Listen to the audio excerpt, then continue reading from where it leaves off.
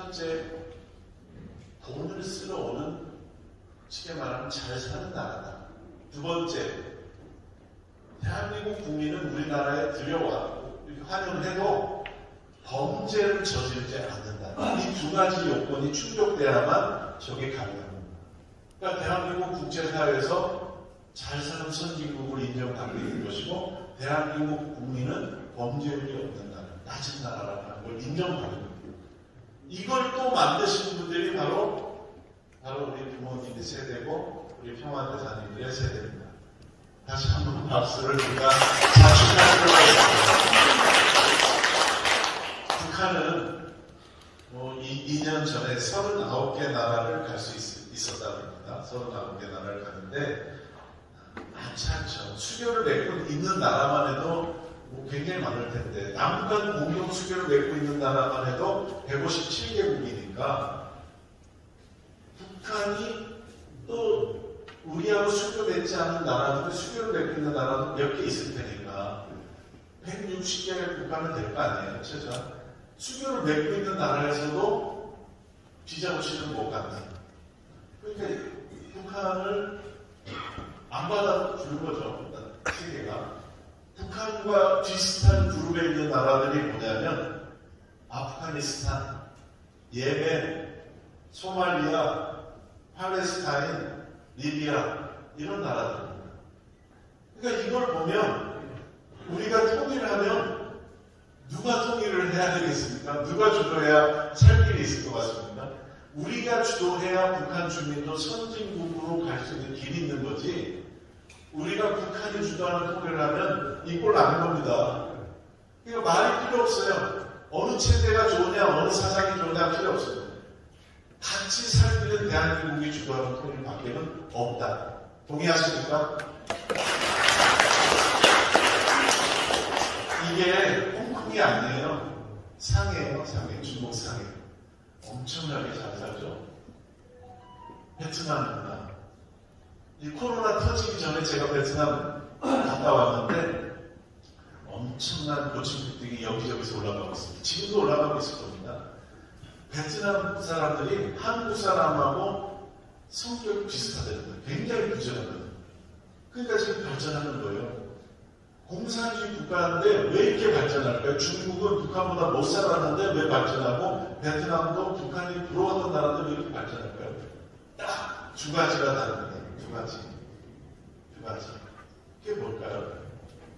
북한이 못 사는 건 미국과 남한 때문에 그럴까요? 대한민국 정부가 안 도와주고 미국이 압박하니까 진짜 그것 때문에 못 살까요? 북한은 그렇게 얘기합니다.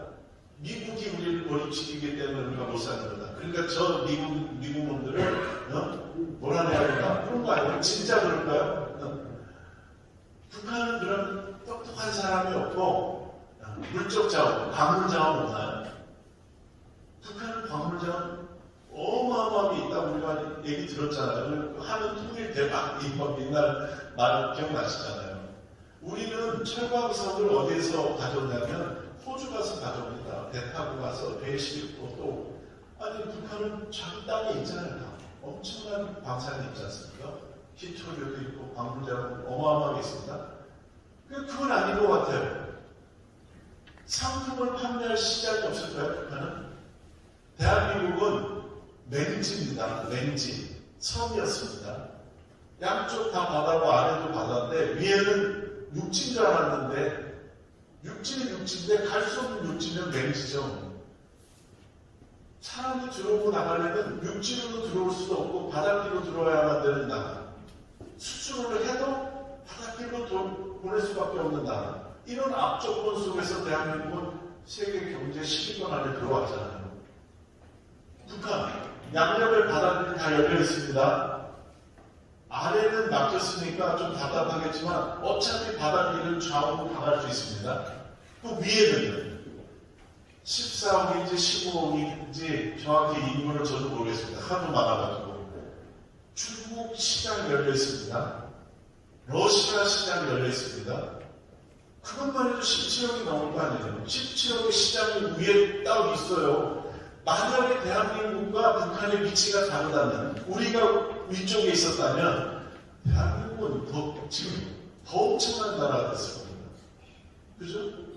육지로 그냥 다 갖다 기차로 실어 나르는데 지금 배로 며칠을 걸려서 가자면 뭘 갖다 주려고 이러고 갑니다. 똑같은 상황이라면 북한과 남한이 똑같은 조건에서 경쟁한다면 북한이 더 잘 살 수밖에 없습니다. 근데 왜 못 살까요? 직업 선택의 자유가 없고 거주 이전의 자유가 없습니다. 내가 잘할 수 있는 걸 해야 밤새서라도 해고 돈 버는 재미가 있어야 눈 부릅뜨고 일을 하고 또 내가 열심히 공부하면 내가 원하는 직장을 갈 수 있으면 밤새 공부하는 거 아닙니까? 내가 그런 직업을 찾으려면 그 직업이 있는 곳으로 내가 가야 되고 거주 이전의 자유가 반드시 있어야 되죠. 중국의 등소평이 그걸 푼 겁니다. 흰 고양이든 검은 고양이든 경제를 살리는 게 중요하다. 흥묘백묘로 거주 이전의 자유 풀고 직업 선택의 자유를 풀었습니다. 딱 2개 풀었는데도 질투가 됐잖아요. 북한 주민들 똑똑합니다. 매년 세계에서 무슨 수학 경시대 하는 북한이 상위권이에요. 우리하고 똑같은 DNA를 갖고 있잖아요. 왜 못 살까요? 독재 권력을 유지하려면 사람이 돌아다니면 안 됩니다. 정보가 소통되고 김정은이 이게 이 나쁜 놈이라고 하는 얘기가 서로 소통되면 안 됩니다. 그러려니까 어떻게 됩니까? 거주 이전의 자유를 안 주려니까 직업 선택의 자유를 줄 수가 없어요. 그래서 아버지가 탄광해서 국군 포로로 가서 탄광 노동했다면 그 자식은 대대로 탄광입니다. 아버지가 농부면 대대로 농부입니다. 지금 안 바꿉니다. 아버지가 쉽게 말하면 노동당 가보면 자식도 노동당 가보니다. 직업 안 바뀝니다. 이런 체제를 만들어놨기 때문에 그러고도 이것을 사회주의 국가라고 말도 안 되는 거짓말을 하고 있습니다.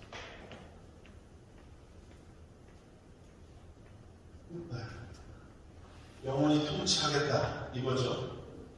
김정은이는 여기 제가 익숙하지 않아서 요걸로 합니다.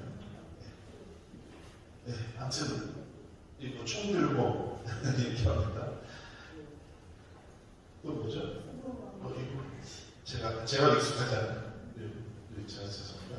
하여튼 대륙간 탄도미사일 올해도 몇 차례 쐈습니다. 심지어는 전에 작년까지만 해도 이런 말 안 했는데 올해 들어와서는 김정은이 선제적으로 행복에 재밌는 그 정보는 2010년에 러시아가 2030년에는 어떤 한반도가 어떻게 변할 것인가를 예측하는 보고서를 푸틴에게 제출을 했는데 이렇게 나와 있습니다. 북한이 개혁 개방을 하지 않을 경우 대북 제재가 계속된다면 경제난이 가중될 것이고 당과 군의 권력 다툼으로 체제 붕괴가 가속화될 것이다. 그리고 결론적으로는 2030년까지 한국 주도로 통일이 될 것이다. 그러니 러시아 정부는 북한이 아니라 한국과의 관계를 강화해야 된다라고 하는 제안을 한 겁니다. 푸틴에게. 그러니까 이미 러시아는 북한보다도 한국이 통일된 나라를 선호하고 있습니다.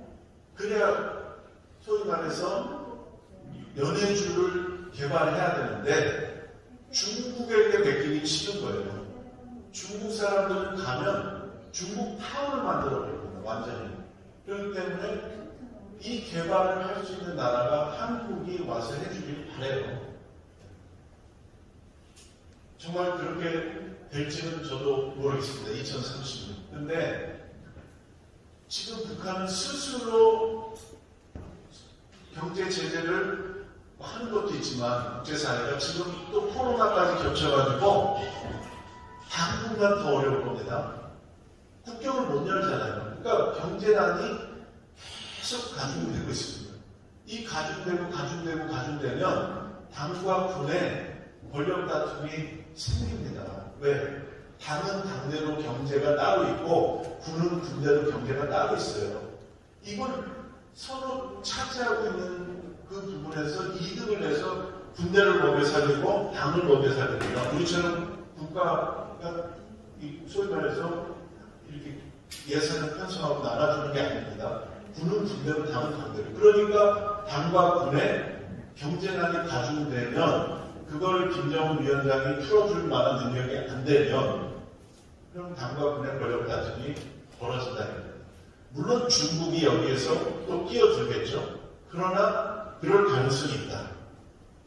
이분이 몽골 대통령입니다. 차이야 일백대로지. 지금은 아닙니다. 2013년에 평양에 가가지고 김일성 종합대에서 특강을 했는데 북한의 요구사항은 두 가지입니다. 자유민주주의라는 말과 시장경제라는 말은 절대 쓰면 안 된다. 이분이 이거 지켰을까요? 안 지켰을까요? 회장님.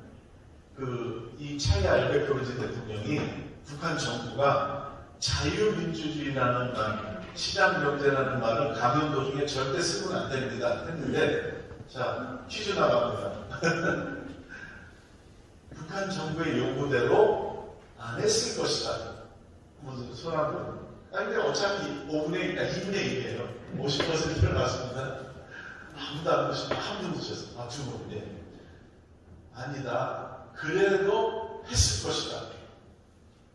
했을 것이다가 굉장히 많습니다. 안 했습니다. 안 했는데 자유민주주의나 시장경제라는 말을 안 했는데도 김정은이 너무 열받아가지고 초청한 몽골 대통령을 안 만났어요.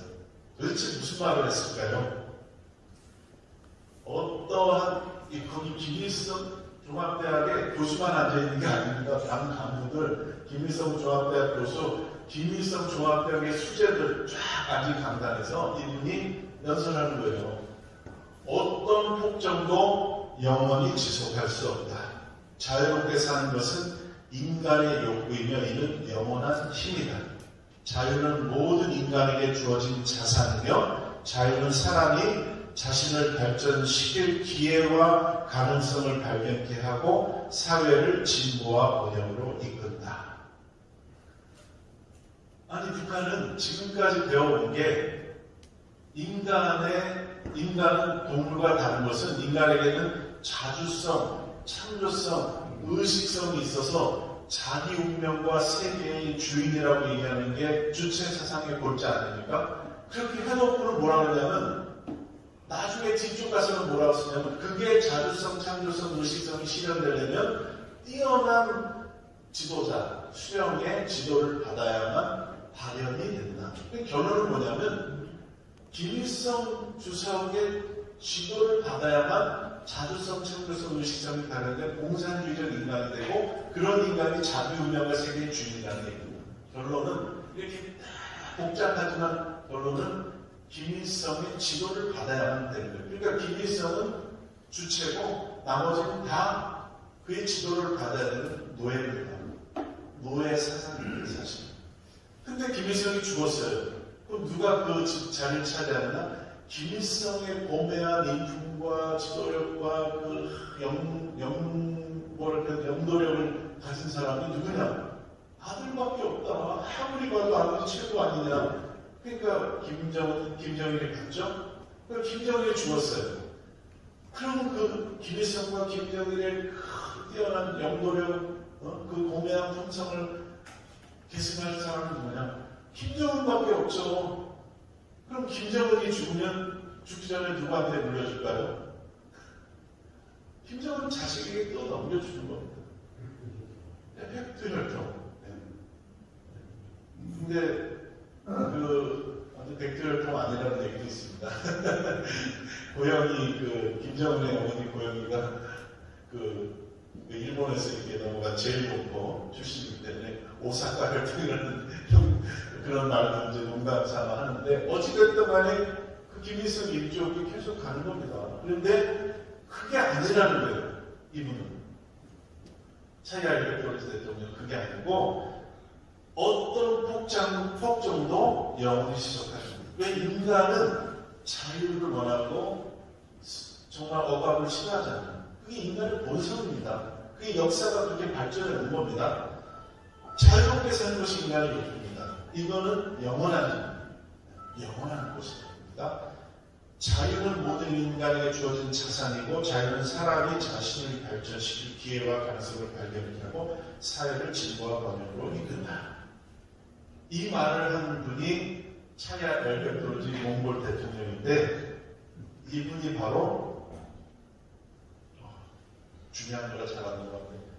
평화대사입니다. 평화대사. 대통령이 되시기 전에 제가 그 워싱턴에서 워싱턴 타임즈, 윤석열 총재님이 창설하신 신문 아닙니까? 워싱턴 타임즈가 있었기 때문에 레이건이 대소 강경책을 펼 수 있었고 결국 고르바초프가 레이건의 정책에 승복해서 미국과 소련이 핵 미사일 50%를 감축했기 때문에 냉전이 끝난 겁니다. 레이건이 아니었다면 불가능했습니다. 강하게 밀어붙였기 때문에 고르바초프를 설득했던 겁니다. 우리도 마찬가지입니다. 우리가 약한 모습, 우리 아까 우리 평화대사 협의회장님 말씀하셨잖아요. 대한민국을 스스로 지킬 능력이 없으면 아무리 협정서를 써도 안 돼요. 베트남에서 미국이 철수할 때 남베트남이 월남에 얼마나 불안했겠어요. 안 된다고 매달렸을 거 아니에요. 그러니까 미국이 베트남에게 월남에 가져갔던 그 무기를 다 제공했습니다. 탱크 주고, 헬기 주고, 비행기 주고, 군함 주고. 그때 1973년, 74년 베트남의 세계 군사력이 몇인지 아세요? 3위입니다. 3위. 미국, 소련 다음에 군사력 세계 3위가 베트남이 있어요. 월남. 있으면 뭐합니까? 국민이 싸울 의지가 없고 나라를 지키겠다는 의지가 없잖아요. 지금 우크라이나가 왜 러시아를 상대로 이기는 싸움을 하냐면 우크라이나 국민들은 자기 조국을 지키겠다는 열의가 있습니다. 근데 러시아 군인들은 지금 내가 굳이 여기 와서 같은 슬라브 민족인 저 우크라이나 국민을 죽이는 것에는 이유가 없어요. 타당한 이유가 없어요. 그런데 우크라이나는 그걸 지켜야 되는 자기 조국을 지켜야 됩니다. 그러니까 군사력 세계 2위인 러시아를 군사력 27위인 우크라이나가 당해내고 있는 거예요. 우크라이나 대통령 제렌스키가 먼저 도망가고 그 영부인이 도망가고 그랬다면 아프가니스탄 꼴납니다. 그런데 그 나라의 지도자가 그 포탄 속에서 지하 벙커에서 항전을 하고 있고 우크라이나 국민을 독려하니까 우크라이나 국민들이 자기 조국을 위해서 싸우는 겁니다. 결과적으로 전 세계가 감동하니까 우크라이나를 돕잖아요.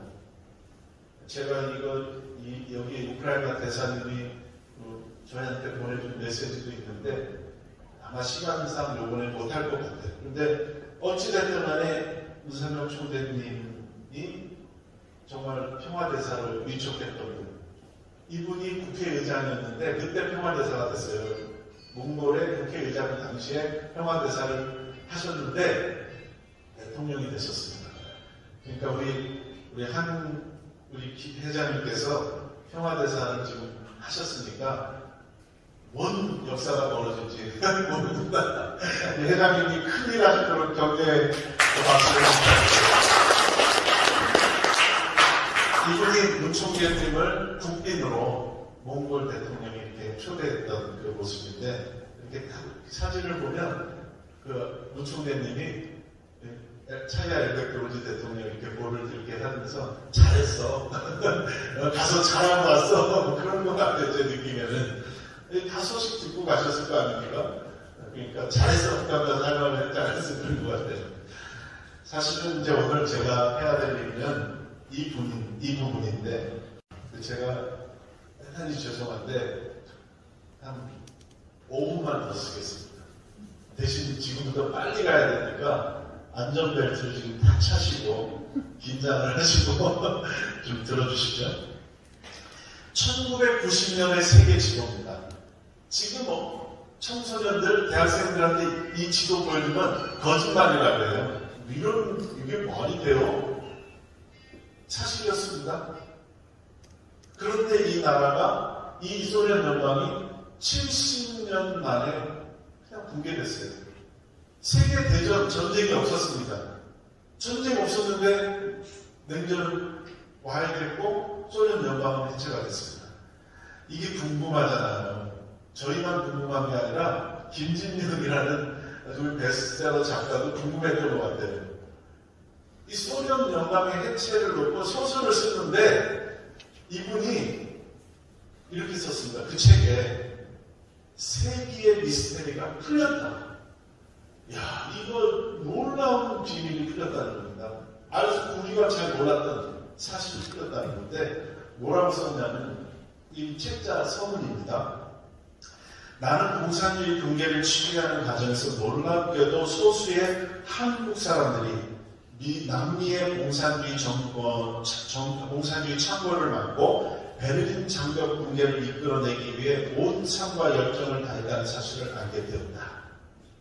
벨라루스와 아제르바이잔의 두 전 대통령, 소련 연방의 국가들이었습니다. 그 전직 대통령 만났을 때 이들은 놀랍게도 이구동성으로 한국인들이 소련 해체와 공산주의 붕괴를 위해 열정을 쏟았다고 증언합니다. 심지어 고르바 초브 본인도 번자에서 내려온 후 한국으로 이들을 방문해 동행과 지지에 대해 감사함을 표시함으로써 결과적으로 소련 해체라는 자신의 선택이 옳았음을 과시하기도 했다. 그러나 인텔리전스의 진화를 최고 가치로 믿는 나로서는 이들이, 그 한국인들입니다. 그 일을 했다는 이들이 역사를 신의 섭리로 보는 분들이라는 점에서 집필 내내 고심하지 않을 수 없었다. 하지만 실제 했던 이들의 행위를 외면하는 것은 공산주의 붕괴의 한 진실을 덮어버리는 부자리의 자기가 되어버린다는 생각이 들었다. 결국 나는 이들과 관련된 내용을 이름을 거론할 수밖에 없다. 그리고 쓴 책이 바로 아까 프리딕션, 예언이라는 그 냉전 중식의 과정을 소설 형식으로 쓴 책입니다. 베스트셀러였습니다. 거기에서 말하는 그분이 누구냐? 바로 문선명 총재를 얘기하는 거였습니다. 말하지 않을 수가 없다. 소설에 이걸 써서 불이익을 받을 수도 있지만 이건 역사의 진실이기 때문에 쓸 수밖에 없다라고 합니다. 1989년 11월 9일 베를린 장벽이 무너졌습니다. 문선명 총재님은 2년 전에 저와 같은 그 당시에 제가 대학 3학년이었는데 76개국의 대학생들을 베를린 장벽으로 보냈습니다. 그리고 거기서 디 마워 모스베 베를린 장벽은 무너진다라고 외치겠습니다. 그때 사실 그 엄청난 베를린 장벽 155km의 장벽이 과연 무너질까? 2년 뒤에 무너졌습니다. 그리고 독일은 329일 만에 통일이 됐습니다. 1년 안 걸렸습니다. 얼마나 빠른 속도로 통일이 됐습니까? 베를린 장벽이 무너지던 날 서독의 총리였던 헬무트 콜은 독일 땅에 없었습니다. 폴란드에서 바렌사 대통령과 전형 목사가 이 소식을 듣고 큰 충격을 받고 돌아왔습니다. 역사가 독일 민족에게 기회의 문을 조금 열어주었는데 우리는 재빠르게 그 안으로 들어간다 했습니다. 독일 민족은 독일의 그 기회를 잡았습니다. 우리에게도 그 기회는 올 것입니다. 오는데 우리가 그 기회를 잡을 수 있는 준비를 하고 있는가? 아무도 정말 답을 지금 내놓을 수가 없습니다. 베를린 장벽이 무너지기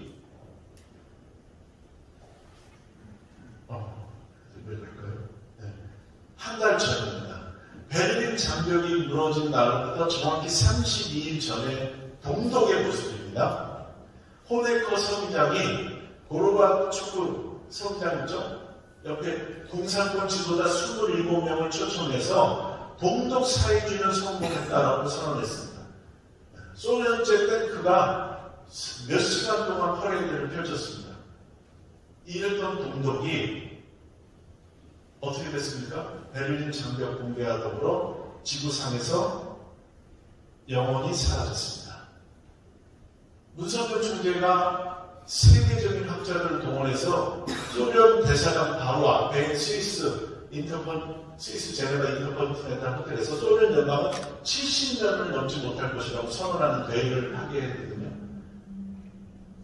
정말 놀랍게도 소련 연방이 출발한 1922년부터 69년이 되던 해에 소련 연방은 붕괴됐습니다.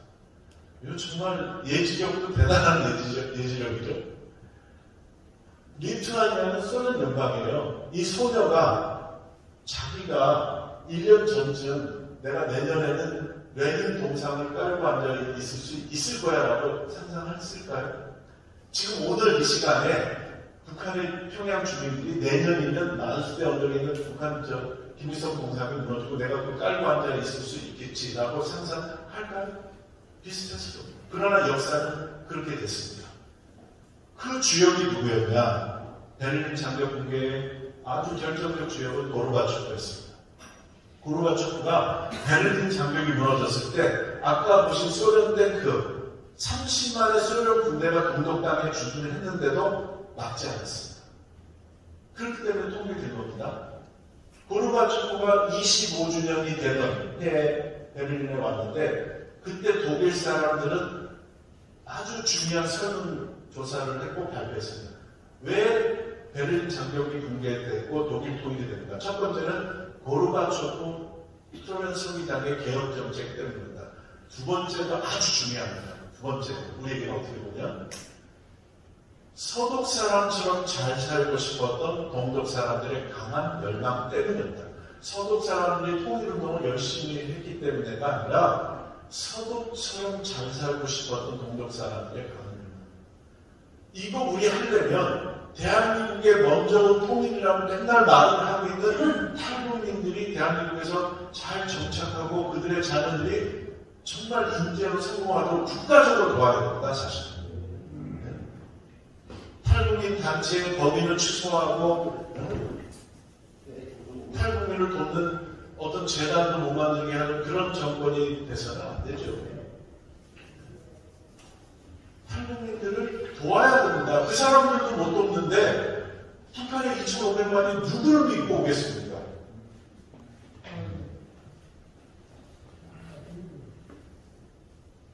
고르바초프는 독일 사람들은 베를린 장벽 붕괴의 가장 첫 번째 공로자가 고르바초프라고 했는데 고르바초프는 자기 자서전에서 이렇게 썼습니다. 만약 레이논과 내가 1985년부터 군주협정에 서명하고 양국관계를 정상화하지 않았다면 그 이후 전개된 사태는 상상하기 어려웠을 것이다.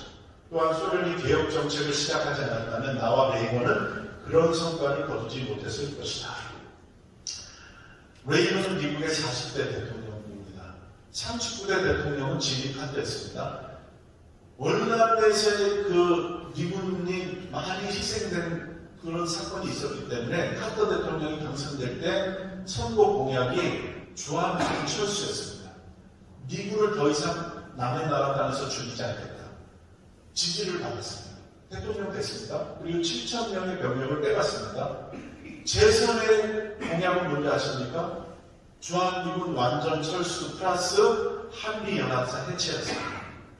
카터가 당선됐으면 대한민국은 참 풍전 등등합니다. 그러니 영화배우 출신이고 70세 고령의 40년 전에 70세는 굉장히 고령의 대통령 후보였습니다. 어떻게 보면 당선 가능성이 별로 없어요. 그렇지만 레이건은 미국이 더 이상 소련에 끌려가서는 안 된다. 평화 정책을 펴고 그럴 동안 동남아가 다 공산화됐다 이겁니다. 그러니 이제 미국의 힘을 가지고 미국의 강력한 힘으로 공산주의를 방어하고 미국과 자유세계를 지켜야 되겠다라고 주장한 레이건을 당선시켜야 되겠다고 노총장이 결심하셨습니다. 그래가지고 그때 뉴스월드라는 신문을 갖고 있었어요, 뉴욕에. 그 사장이 박보이 사장입니다. 박보이 사장을 보내서 뭐라고 노총장님 메시지를 전하게 하시냐면 이것입니다. 이렇게 노총장님 메시지를 전하는데 그 내용이 이겁니다.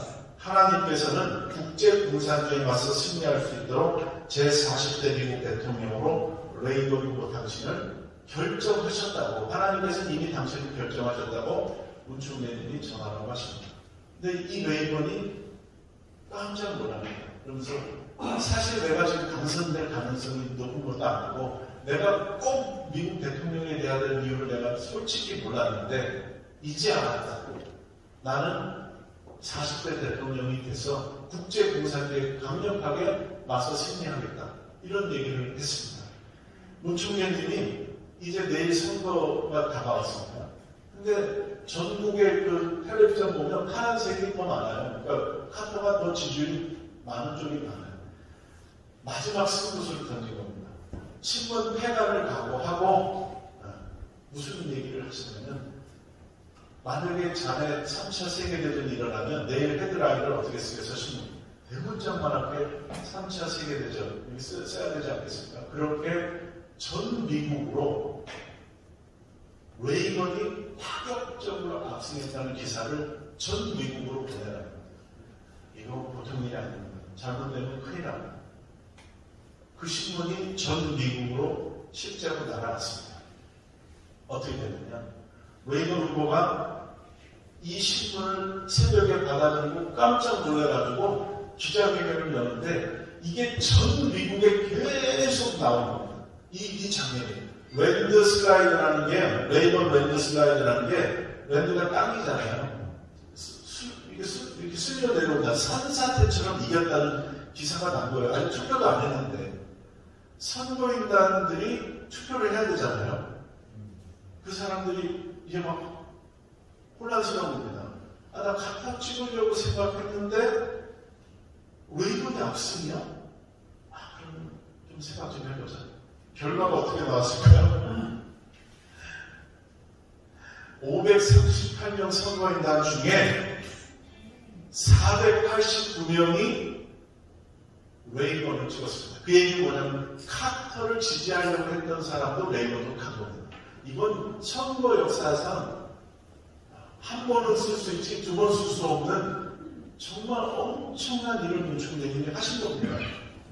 그리고 레이건은 소련의 핵 미사일을 무력화할 수 있는 SDI라는 우주 방위 전략을 한 겁니다. 그리고 그 전략에 고르바초프가 소련 경제로는 도저히 따라갈 수가 없으니까 합의를 본 겁니다. 결국은 소련이 손을 든 겁니다. 그래서 어떻게 됐느냐? 이렇게 된 겁니다. 장거리 핵 미사일 50%를 감축하자고 결국은 합의를 본 겁니다. 그래서 냉전이 이제 와해되기 시작한 건데 고르바초프가 거기서 끝난 게 아니라 공산권 지도자를 유고슬라비아로 다 불러가지고 발표했습니다. 친베오그라드 선언이라는 건데 이제 소련은 여러분의 국가의 원조를 안 한다고 했습니다. 원조 안 한다. 원조 할 능력이 없다 발표했습니다. 대신 사회주의 국가의 다양성을 인정하고 간섭하지 않겠다고 약속한 겁니다. 그래서 베를린 장벽을 막자는 겁니다.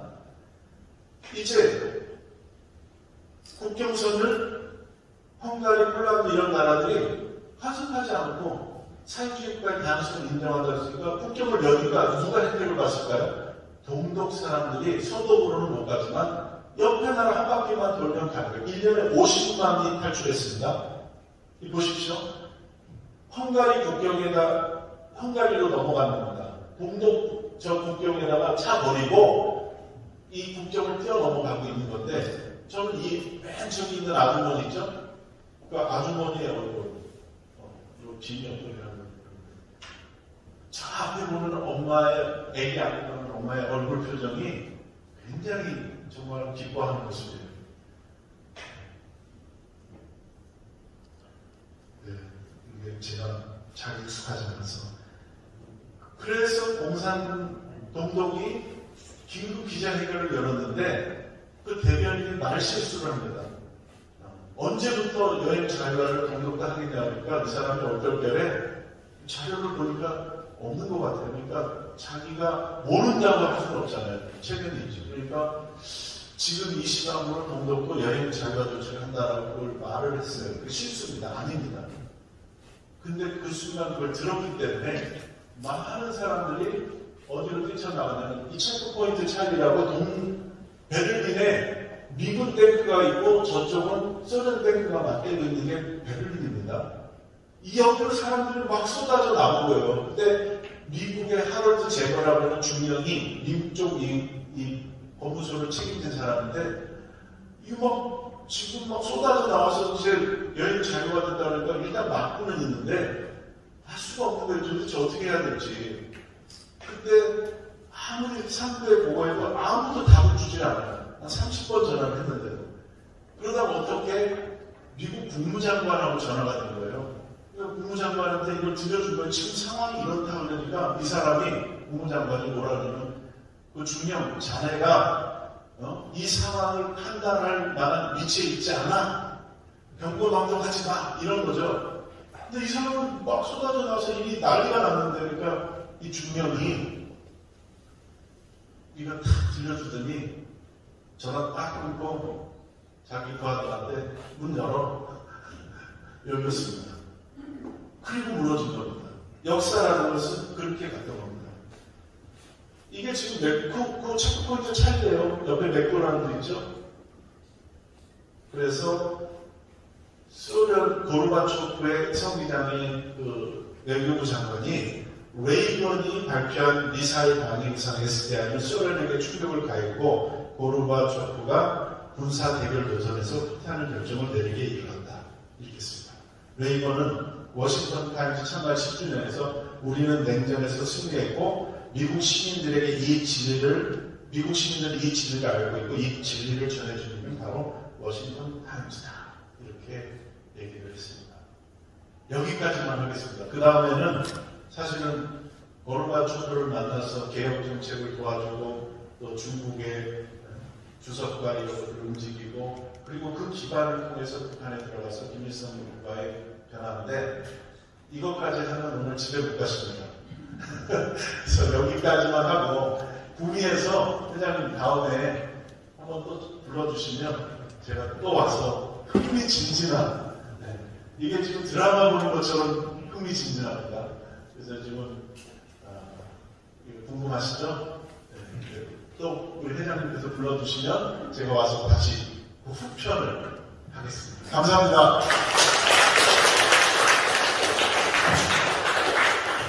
예, 정말 우리가 알지 못했던 역사적인 진실이 밝혀지고 있는 순간이었습니다. 예, 수고해주신 우리 송광수 회장님을 위해서 다시 한번 감사의 박수 부탁드립니다. 예, 그러면 바로 이어서 만세를 함창을 하고 기념사진 이어서 찍고 마무리할 수 있도록 하겠습니다. 예, 만세 합창은 우리 윤판식 전 경상북도 도의원께서 나오셔가지고 힘차게 만세 합창해 주시기 바라겠습니다. 정말 대한민국을 사랑하는 애국의 마음을 담아서 하겠습니다. 다 같이 기립하셔서 기립하셔서 힘차게 만세 합창하겠습니다. 근데 우리 만세는 우리 선열들과 또 지도자들, 우리 국가 지도자들이 계리를 가지고 정신을 가질 때 마지막에 이렇게 만세 선정을 했습니다. 제가 앞에서 힘차게 좀 따라해 주시면 고맙겠습니다. 대한민국 만세! 경상북도 우무시 만세! 강지호 회장님과 안보관련의 만세! 만세!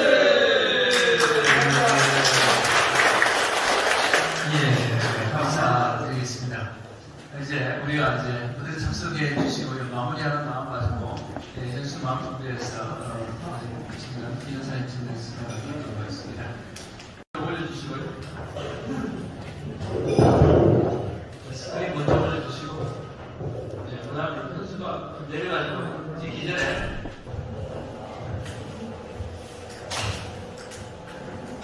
자, 먼저 앉아 계시면 됩니다. 자, 우리 먼저 연습해 보겠습니다. 자, 우리 안보 강연회 하는데 안보 강연회 하면 힘차게 그죠? 승리 세 번 외치겠습니다. 자 보겠습니다. 자 안보 강연회 승리. 예. 나도 통일합니다. 연습이었고요. 이제 우리의 마음과 의지를 모아가지고 한번 평화대사 우리 기다하신 분의 의견을 참고해서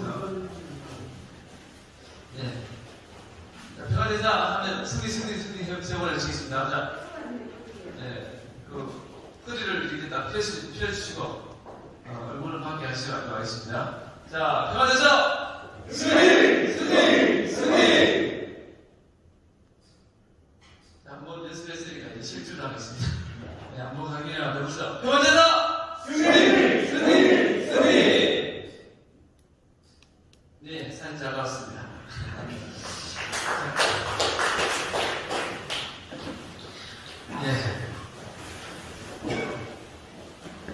좀 장시간 동안 끝까지 잘 지키시고 청구해 주셔서 감사드리겠습니다. 30분 후 드리겠습니다. 먼저 화장실 가실 분들 좀 화장실 가시고요. 그리고 요 옆에 저희가 이제 뷔페 식사를 준비를 하게 해놨습니다. 그래서 나가시면 바로 맞은편으로 가시면 되겠습니다. 이상으로 구미시 평화대사 협의 한기조 회장 친민 우크라이나 닥터로 신내기 시대 대한민국에 나아갈 길 안보 강연을 여러분의 큰 박수로 마치겠습니다. 다음에 이런 기회 만들 때 잘 참석해 주시면 더 고맙겠습니다. 네, 한기조 전 도의원님 반갑습니다. 네, 오늘 요 안보 강연, 강연 소감에 대해서 한 말씀 부탁드리겠습니다. 제가 지금까지 많은 강연을 다녀왔고 시청을 해봤는데 오늘 강연하신 송 박사의 강연이 우리 대한민국 5,300만이 다 한번 받았으면 좋겠다.